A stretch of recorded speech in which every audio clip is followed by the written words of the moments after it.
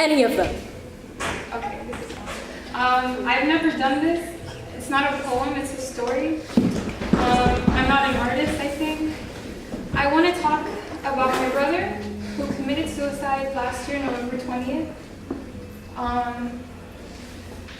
We found 2 stories on his computer. I want to start off with one of those. Okay. So this is by Andrew Wentworth Rivera, 2 Paths, 1 Destination. Once upon a time, there was an angel who got clipped from throwing too much shade. His name was Andy. As soon as he enters hell, he is met by 2 friends, a demon and a chipmunk. They're sort of a yin-yang per se. The demon asks, "What did you do?" And Andy responds with, "Oh, nothing, just threw some mean-ass shade at God." "What did you tell him?" "I told him, 'Shut up, you broke neck nasty for a girl,' and he clipped me soon after." Good shade, I like that one. They both ask him if he wants to do a test, but they need him to take LSD. Andy says, "Sure, I'll do it. Seems like fun." He takes a tab and starts tripping. The demon and chipmunk ask him, "Yin or yang?" He responds with yang. They tell him another question, "Good person or bad person?" He says, "Good person." Then right after, they tell him, "Commit control right now or die." He tells them die, and he died. So, yeah. My brother, he suffered from schizophrenia and paranoia. He was diagnosed about 1.5 years ago. And so this is sort of a story, maybe a poem, just written word about him. So I call it an homage to my beautiful brother. Mi primo hermano, my brother, you were the firstborn, the first baby.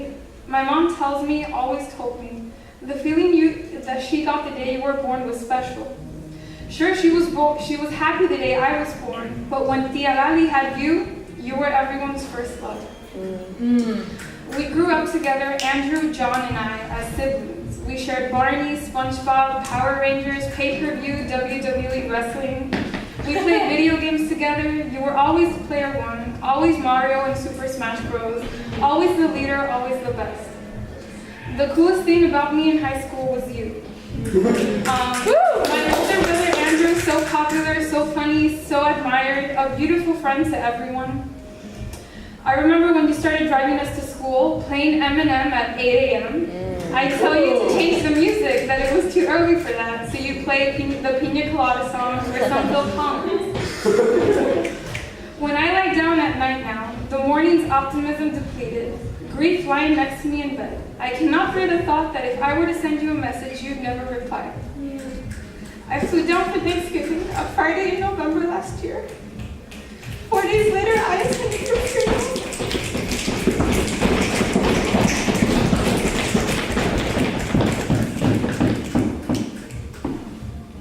We love you! Schizophrenia, paranoia tormented my brother. Voices creeped into your head, they kept you up at night, they told you mean things, they made you do weird things. I'm sorry I was not around more. I wish to say something to people that when living for yourself is too hard, think of living for the people who love you. My family and I were the happiest ones, the loudest, funniest Cubans. We did not realize how invincible we felt. You knew we could not let go of you willingly, no matter how much we knew you were suffering. And Andrew, if you waited for me, I want you to know how much it means to me that I got to see you one more time. But I also know that I would have never flown home if it could have stopped you, made you wait and give us some more time with you. I know you had so many things you still wanted to do, but you didn't have time. I'm going to do it all in your name, take you with me everywhere and do everything I can to make you proud. We wish life would not go on without you. For us, time stopped on November 20th. If we could turn it back for you, Andrew, but if we could only exist in its current, then we will exist for you. I was mean to you once, when you first started talking that off to yourself, or so we thought. But I didn't understand that your mind was no longer at peace. I didn't understand mental health, much less mental illness. You wanted to go to the fair that last night I saw you, Andrew, and I didn't go. I am so sorry. I want you to know that I love you so much. And that if love could have helped you, if love could have stopped the voices, they would have. I know it. Your family lives for you in honor of you. I love for you, I cry for you, I laugh for you. I love our brother John for you, even though I will never be here.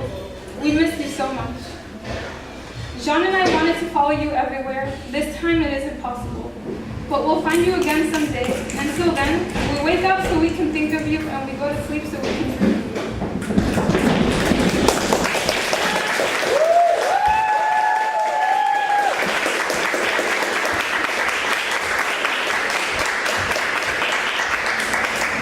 Let's hear it for Melissa and her beautiful words.